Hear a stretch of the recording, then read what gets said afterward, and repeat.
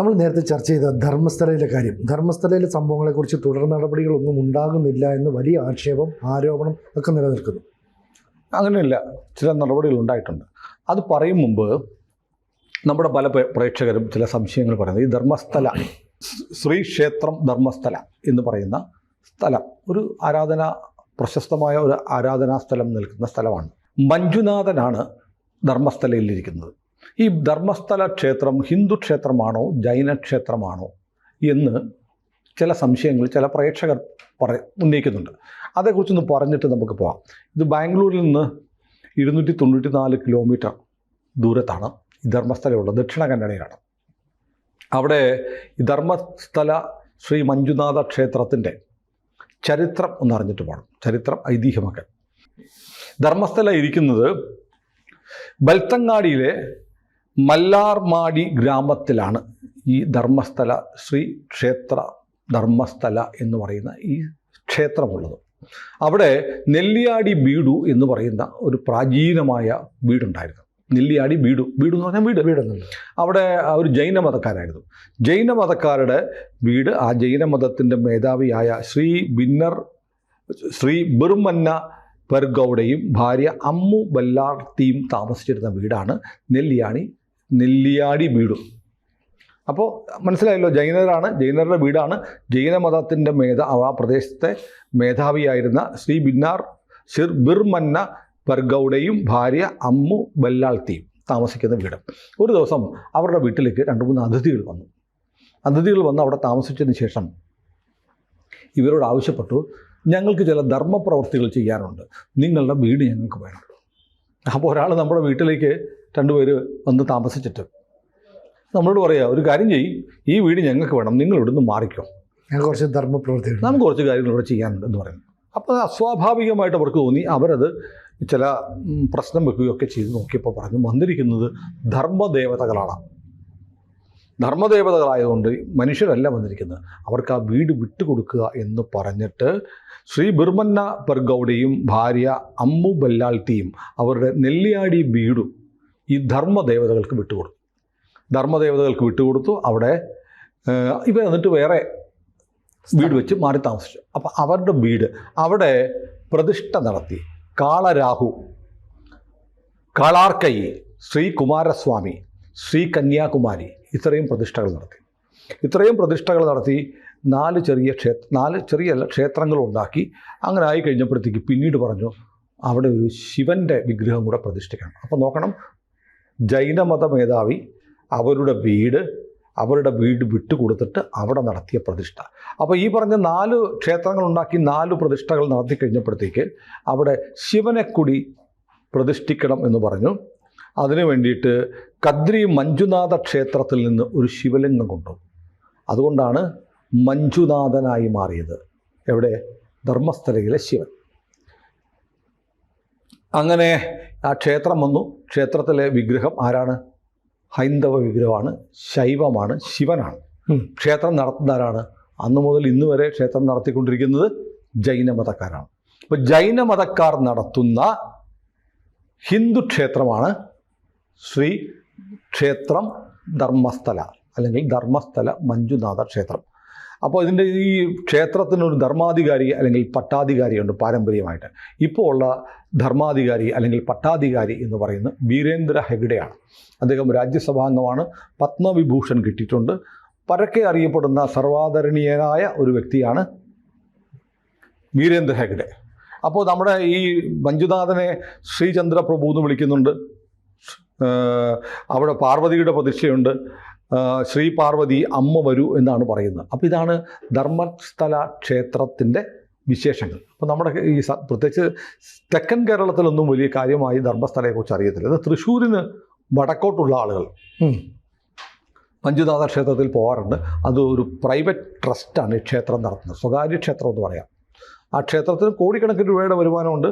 അതുമാത്രമല്ല, അവിടെ എത്തുന്ന മുഴുവൻ ആളുകൾക്കും താമസവും ഭക്ഷണവും സൗജന്യമാണ്. ഇതാണ് ധർമ്മസ്ഥല ക്ഷേത്രത്തെക്കുറിച്ചുള്ള പൊതുവായ കാര്യങ്ങൾ. ഈ ക്ഷേത്രം എന്താണ്? ഹിന്ദു ക്ഷേത്രമാണോ എന്ന് ചോദിച്ചാൽ ഹിന്ദു ക്ഷേത്രമാണ്.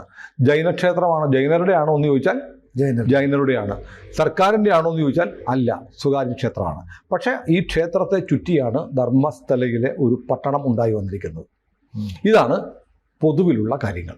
അപ്പോൾ ഇപ്പോൾ നമ്മൾ ബാക്കി കഥ നമ്മൾ പറഞ്ഞു. ക്ഷേത്രത്തിലെ ഒരു ശുചീകരണ തൊഴിലാളിയായിരുന്ന ദളിത് വിഭാഗത്തിൽപ്പെട്ട ഒരാൾ 2014 അയാൾ അവിടെ വിട്ടുപോയി. അയാൾ തിരിച്ചു വന്നിട്ട് നിയമപരമായ നടപടികൾ സ്വീകരിച്ച് മജിസ്ട്രേറ്റിനും പോലീസിനും ഒക്കെ ഒരു പരാതി കൊടുത്തു. താൻ 100 കണക്കിന് യുവതികളുടെ, സ്കൂൾ വിദ്യാർത്ഥികൾ അടക്കമുള്ളവരുടെ മൃതദേഹങ്ങൾ കുഴിച്ചിട്ടുണ്ട്. അതിൽ ആസിഡ് ഒഴിച്ച് കത്തിച്ചവരുണ്ട്, തൻ്റെ മുന്നിൽ വെച്ച് കൊലപാതകം നടത്തിയിട്ടുണ്ട്, ചെറിയ പെൺകുട്ടികളെ ബലാത്സംഗം ചെയ്ത് കൊന്നവരുടെ ജനങ്ങളുണ്ട്. മിക്കവാറും സ്ത്രീകളൊക്കെ ബലാത്സംഗം ചെയ്യപ്പെട്ട് കൊന്നതാണ്. ഇത് ഈ സ്ഥലമൊക്കെ എനിക്കറിയാം. ഞാൻ 2014 ഈ ധർമ്മസ്ഥലയിൽ നിന്ന് ഓടിപ്പോയി, കുടുംബമായിട്ട് ഓടിപ്പോയി. കാരണം എൻ്റെ കുടുംബത്തിലെ ഒരു പെൺകുട്ടി ഇങ്ങനെ മാനഭംഗത്തിനിരയായപ്പോൾ ഇനി ഞാനിവിടെ നിന്നാൽ ശരിയാവില്ല എന്ന് കരുതിയിട്ട് ഞാൻ ഓടിപ്പോയി. പിന്നെ മാത്രമല്ല, ഇത്രയും ജഡങ്ങൾ, 100 കണക്കിന് ജഡങ്ങൾ കുഴിച്ചിട്ട ആളായതുകൊണ്ട് എൻ്റെ ജീവനും ഒരു ദിവസം ഭീഷണി ഉണ്ടാവും, നഷ്ടപ്പെടുമെന്ന് എനിക്ക് ഉറപ്പായതുകൊണ്ട് ഞാൻ രക്ഷപ്പെട്ടു. അപ്പോൾ 98 മുതൽ 2014 വരെയുള്ള 16 വർഷക്കാലം അല്ലേ, 16 വർഷക്കാലം 100 കണക്കിന് പെൺകുട്ടികളെ, അതിന് ഒരു കൊല്ലേരി പെട്രോൾ പമ്പിനടുത്ത് ഒരു പെൺകുട്ടിയുടെ ജഡം കുഴിച്ചിട്ടാണ് ഇയാളെ വിളിച്ചുകൊണ്ട് പോയി. അവൾ സ്കൂൾ യൂണിഫോമിലായിരുന്നു, അടിവസ്ത്രങ്ങളില്ലായിരുന്നു, പലയിടത്തും രക്തമുണ്ടായിരുന്നു. അവളെ സ്കൂൾ യൂണിഫോമിൽ അവളുടെ ബാഗോടുകൂടി കുഴിച്ചിട്ടു എന്നാണ് ഇയാൾ പറയുന്നത്. സ്കൂൾ ബാഗോടുകൂടി അങ്ങനെയൊക്കെ ഉള്ള കഥകളുണ്ട്. പിന്നെ അവിടെ ഒരുപാട് ആ ധർമ്മസ്ഥല സന്ദർശിക്കാൻ വന്നിട്ടുള്ള കുറേ ആളുകളെ മിസ്സായിട്ടുണ്ട്. പിന്നെ ഒരു സൗജന്യ എന്ന് പറയുന്ന ഒരു 17 വയസ്സുള്ള പെൺകുട്ടി, അവിടെ കോളേജിൽ പഠിച്ച ഒരു പെൺകുട്ടിയുടെ ദുരൂഹമായ കൊലപാതകം, ഇങ്ങനെ പല കേസുകളോടെ ഉണ്ട്. അപ്പോൾ ഇതൊക്കെ വന്ന് ഇത് അങ്ങനെ ഒരു സംഭവം, ഒരു ക്ഷേത്ര നഗരിയാണ്. ക്ഷേത്ര നഗരിയിൽ നടന്ന കൊലപാതകങ്ങളെ സംബന്ധിച്ചാണ് ഇയാൾ വെളിപ്പെടുത്തൽ നടത്തിയിരിക്കുന്നത്. അത് കോടതി സ്വീകരിച്ചിട്ട് ഇയാൾക്ക് പോലീസ് സംരക്ഷണം കൊടുക്കാൻ പറഞ്ഞു. ഇയാൾ കോടതിക്ക് കൊടുത്ത കത്തിൽ പറയുന്നുണ്ടത്രേ ആരൊക്കെയാണ് ഈ കൊലപാതകം നടത്തിയിട്ടുള്ളത്. അയാളുടെ കൺമുന്നിൽ കൊല നടന്നിട്ടുണ്ടെന്ന് പറഞ്ഞു. ഒരു കസേരയിൽ ഇരുന്ന് ഇത് കെട്ടിയിട്ട് ഒരാളെ കൊല്ലുന്നത് കണ്ടിട്ടുണ്ട് എന്നൊക്കെ പറഞ്ഞിട്ടുണ്ട്. ചില ആളുകളുടെ വ്യക്തിപരമായി ചിലരോടുള്ള ശത്രുത തീർക്കാൻ വേണ്ടി നടത്തിയ കൊലപാതകമാണ് എന്നാണ് ഇയാൾ പറഞ്ഞിരിക്കുന്നത്. പക്ഷേ കർണാടകയിലേക്ക് ധർമ്മസ്ഥലയിലേക്ക് വന്ന ടൂറിസ്റ്റുകളായി വന്ന ചിലരെയും കൊല്ലപ്പെട്ടിട്ടുണ്ട്. അത് ഈ പറഞ്ഞ പോലെ വ്യക്തിപരമായ വൈരാഗ്യം കൊണ്ടായിരിക്കത്തില്ല. ഒരു പക്ഷേ ഇങ്ങനെ കൊലപാതകം നടത്തിയ ഒരു സംഘം ഉണ്ടായിരിക്കാം. അവരൊക്കെ ചെയ്യുന്നുണ്ട്. എന്നാൽ ആ മറവിൽ നമ്മളും ചെയ്താൽ ഇതും കൂടെ അവരുടെ ചെലവിലായിക്കൊള്ളുമല്ലോ എന്ന് കരുതിയിട്ട് ചെയ്യുന്നവരും ഉണ്ടാവും. വല്ലാത്ത ദുരൂഹമാണ്. ഇപ്പോൾ വലിയ സമ്മർദ്ദം ഉണ്ടായിരിക്കുന്ന അവിടുത്തെ ഹിന്ദു സംഘടനാ നേതാക്കന്മാർ തന്നെ ഇതേക്കുറിച്ച് അന്വേഷിക്കണമെന്ന് ആവശ്യപ്പെട്ട് രംഗത്ത് വന്നിട്ടുണ്ട്. ഇപ്പോൾ ഏറ്റവും പുതിയ വിവരം എന്ന് പറയുന്നത് കർണാടക സർക്കാർ ഈ കൊലപാതകങ്ങൾ, ബലാത്സംഗങ്ങൾ, കാണാതാവലുകൾ അന്വേഷിക്കാൻ വേണ്ടി ഒരു പ്രത്യേക അന്വേഷണ സംഘത്തെ രൂപീകരിച്ചു. ആഭ്യന്തര സുരക്ഷയുടെ ചുമതലയുള്ള DGP പ്രണവ് മൊഹന്തി ആണ് തലവൻ. പിന്നെ IPS ഓഫീസറായ MN അനുചത്ത്, സൗമ്യലത, ജിതേന്ദ്ര ദയാമ എന്നിവരടങ്ങുന്ന ഒരു ടീമാണ്. DGP റാങ്കിലുള്ള ഉദ്യോഗസ്ഥനാണ് നയിക്കുന്നത്. ഉന്നതതല സംഘത്തെ രൂപീകരിച്ചു. അവർ അവിടുത്തെ ധർമ്മസ്ഥല പോലീസ് സ്റ്റേഷനിൽ FIR ഇട്ടിട്ടുണ്ട്. കേസ് അന്വേഷിക്കുന്നു. 1-2 സ്ഥലത്ത് ഇയാൾ പറഞ്ഞ ഈ പേര് വെളിപ്പെടുത്താത്ത ക്ഷേത്ര ജീവനക്കാരൻ പറഞ്ഞ സ്ഥലം കുഴിച്ചെടുത്തപ്പോൾ ചില അസ്ഥികളൊക്കെ കിട്ടിയിട്ടുണ്ട്. അപ്പോൾ സീരിയസ് ആയിട്ട് കാര്യങ്ങൾ പോവുകയാണ്. അതിനിടയ്ക്ക് ഈ ക്ഷേത്രത്തിൻ്റെ പേര് ഇതിലേക്ക് വലിച്ചഴിച്ച് ചില ആളുകൾ പ്രശ്നം ഉണ്ടാക്കാൻ ശ്രമിക്കുന്നു എന്ന് പറഞ്ഞ് പ്രശാന്ത് ജെയിൻ എന്ന് പറയുന്ന ശ്രീ ക്ഷേത്ര ധർമ്മസ്ഥലയുടെ വക്താവ് രംഗത്ത് വന്നിട്ടുണ്ട്. അദ്ദേഹം പറഞ്ഞു, ഇങ്ങനെ പ്രത്യേക അന്വേഷണ സംഘത്തെ രൂപീകരിച്ചത് ഞങ്ങൾ സർവാത്മന സ്വാഗതം ചെയ്യുന്നു. കാരണം ഇത് അവിടെ ഏതോ സാമൂഹ്യ വിരുദ്ധരോ ആരോ ഒക്കെ നടത്തിയ കൊലപാതകങ്ങളുടെ പേരിൽ 10,000-കണക്കിന് ആളുകൾ വിടുന്ന ഒരു ക്ഷേത്രത്തെയും അതിൻ്റെ ചുമതലക്കാരെയും അപകീർത്തിപ്പെടുത്താനുള്ള ശ്രമം ഇതോടെ തീരും. അന്വേഷിക്കട്ടെ, സത്യം പുറത്തു വരട്ടെ എന്നാണ് വന്നിരിക്കുന്നത്. അതോടൊപ്പം തന്നെ ഈ ധർമ്മസ്ഥല ക്ഷേത്ര ഭാരവാഹികൾ കോടതിയെ സമീപിച്ചിട്ട് ഞങ്ങളുടെ ക്ഷേത്രത്തെ ബന്ധപ്പെടുത്തി വാർത്തകൾ കൊടുക്കുന്നതും വിലക്കണമെന്ന് ആവശ്യപ്പെട്ട് കോടതിയെ സമീപിച്ചിട്ടുണ്ട്. കോടതി അത്തരം വാർത്തകൾ കൊടുക്കരുത് എന്നും പറഞ്ഞിട്ടുണ്ട്. ഏതായാലും ഇതിനകത്തൊരു ദുരൂഹതയുണ്ടേ. നമ്മൾ ഷിരൂരിൽ അർജുൻ്റെ ട്രക്ക് പോയില്ലേ? അതെ. അല്ല കോഴിക്കോടുള്ള മനാഫ് എന്ന് പറഞ്ഞാൽ ട്രക്കിൻ്റെ ഉടമസ്ഥൻ ആണല്ലോ ആദ്യം വലിയ കോലാഹലമൊക്കെ ഉണ്ടാക്കി, പിന്നെ അവൻ ഫ്രോഡാണെന്ന് മനസ്സിലായി ചാനലുകാർ പറഞ്ഞു അല്ലേ, അതെ. മനാഫിനെ ഒഴിവാക്കി. ഇപ്പം കഴിഞ്ഞ ദിവസങ്ങളിലായിട്ട് ഈ മനാഫ് വീണ്ടും വരുന്നുണ്ട്. കോഴിക്കോട് കിടക്കുന്ന മനാഫിന് ഹിന്ദുക്കളുടെ അല്ലെങ്കിൽ ജൈനമതക്കാരുടെ ക്ഷേത്രമായ ധർമ്മസ്ഥലയിൽ എന്താ കാര്യം? മനാഫ് ഇപ്പോൾ ഒരു ആക്ഷൻ കൗൺസിലിൻ്റെ ഭാരവാഹിയെ പോലെ അവിടെ വന്നിട്ട് ഇവിടെ പ്രശ്നമുണ്ട്, ധർമ്മസ്ഥലിലെ കാര്യം അന്വേഷിക്കണം എന്നൊക്കെ പറഞ്ഞിട്ട്, ഞാൻ ഏതോ ഒരു ചാനലിൽ നീ ഇതിലാണെന്ന് തോന്നുന്നു, ന്യൂസ് 18-ലാണെന്ന് തോന്നുന്നു, മനാഫ് വന്നിട്ട് ലോറി ഉടമസ്ഥൻ അയാളതൊക്കെ യൂട്യൂബിലൊക്കെ കാണിച്ച് വലിയ വിവാദം ഉണ്ടായിരുന്നു, ഓർക്കുന്നില്ലേ? അതെ അതെ. അർജുനൻ്റെ റെസ്ക്യൂ പ്രവർത്തനം എല്ലാം കൂടെ.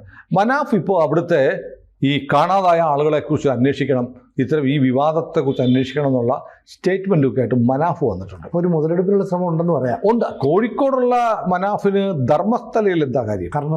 കർണാടകയിൽ അതൊരു ചോദ്യമാണ്. പിന്നെ മാത്രമല്ല, ചിന്നപ്പ ഉത്തങ്കി എന്നൊരാളുണ്ട്.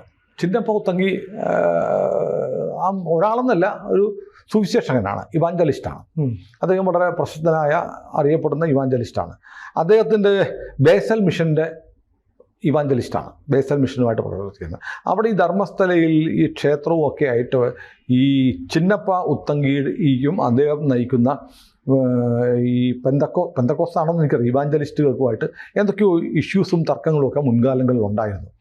അതും ഈ മനാഫിൻ്റെ സാന്നിധ്യവും ഇതെല്ലാം കൂടെ ചേർത്ത് ഈ ക്ഷേത്രത്തെയും ക്ഷേത്രത്തിൻ്റെ ചുമതലക്കാരെയും ഒക്കെ ആക്ഷേപിക്കാനുള്ള ഒരു ശ്രമമുണ്ട് എന്നൊരു വാദം കൂടെ ഉയർന്നു വരുന്നുണ്ട്. അപ്പോൾ നമുക്കറിയില്ല ഈ ചിന്നപ്പ ഉത്തങ്കിക്ക് എന്താണ് ക്ഷേത്രത്തിൽ കാര്യം, അദ്ദേഹത്തിനെതിരെ ചില കേന്ദ്രങ്ങൾ ഇങ്ങനെ പറയുന്നത് എന്തുകൊണ്ടാണെന്ന് അറിയില്ല. ഏതായാലും മനാഫിൻ്റെ രംഗപ്രവേശം ചില സംശയങ്ങൾ ഉണ്ടാക്കുന്നുണ്ട്. അത് മാത്രമല്ല, നമ്മൾ ഈ ധർമ്മസ്ഥലയെക്കുറിച്ച് പറയുമ്പോൾ അതിന് താഴെ വന്ന് ചില ആളുകൾ ഇടുന്ന കമൻറ്റുകളോട് ശ്രദ്ധിക്കണം. ഇപ്പം മനാഫിൻ്റെ രംഗപ്രവേശം സ്വാഭാവികമാണെന്ന് തോന്നുന്നില്ല. മനാഫ് കേരളത്തിലെ ഒരു പൊതു താല്പര്യ ഹർജി കൊടുക്കുന്ന ആളായിട്ട് നമ്മൾ കേട്ടിട്ടില്ല, ഒരു വിസിൽ ബ്ലോവറായിട്ട് നമ്മൾ കേട്ടിട്ടില്ല, ഒരു സാമൂഹിക പ്രവർത്തനമായിട്ട് കേട്ടിട്ടില്ല. ഒരു ലോറിയുടെ ഉടമസ്ഥൻ, അതെ, എന്നിട്ട് അർജുന് വേണ്ടി എല്ലാം ചെയ്യുന്നു പറഞ്ഞിട്ട് അർജുൻ്റെ വീട്ടുകാർ മനാഫിനെ തള്ളി പറഞ്ഞു. അതെ, പൈസ വിരിച്ച് പിന്നെ ആ മനാഫിന് ധർമ്മസ്ഥലയിൽ എന്താണ് പണി? ഇതാണ് ഇപ്പോൾ ഒരു സംശയം. അപ്പോൾ ഏതായാലും ധർമ്മസ്ഥലയെ സംബന്ധിച്ചുള്ള അപ്ഡേറ്റ്സ് നമ്മുടെ പ്രേക്ഷകർ ചോദിക്കുന്നുണ്ട്. കിട്ടുന്ന വിവരങ്ങൾ നമ്മൾ പ്രേക്ഷകരുമായി പങ്കുവച്ചുകൊണ്ടിരിക്കും. കൂടുതൽ വാർത്തകളും വിശേഷങ്ങളും നിങ്ങളിലേക്ക് എത്താൻ ABC മലയാളം സബ്സ്ക്രൈബ് ചെയ്യുക, ബെൽബട്ടനും അമർത്തുക.